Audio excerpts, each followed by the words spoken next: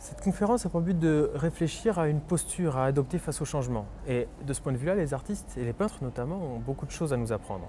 Parce qu'au fil de l'histoire, au fur et à mesure que la société a évolué, ils ont toujours cherché de nouvelles manières de représenter le monde.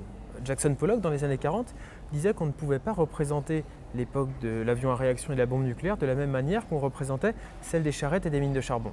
C'est le changement de contexte et d'environnement qui a poussé les artistes à innover. C'est pas un hasard si l'impressionnisme est né en pleine révolution industrielle, et c'est pas un hasard si le pop art est apparu en même temps que la société de consommation. Le changement appelle le changement. Et les artistes qui ont réussi à entrer dans la postérité sont ceux qui ont compris ça et qui ont su gérer avec originalité les virages propres à leur époque. Aujourd'hui, dans l'entreprise, on devrait tous suivre cet exemple. Parce que le monde évolue tellement vite que la seule façon de garder la tête hors de l'eau, c'est d'être soi-même dans une dynamique de changement. C'est pour ça qu'on entend tous les jours parler d'innovation, de compétitivité, d'évolution.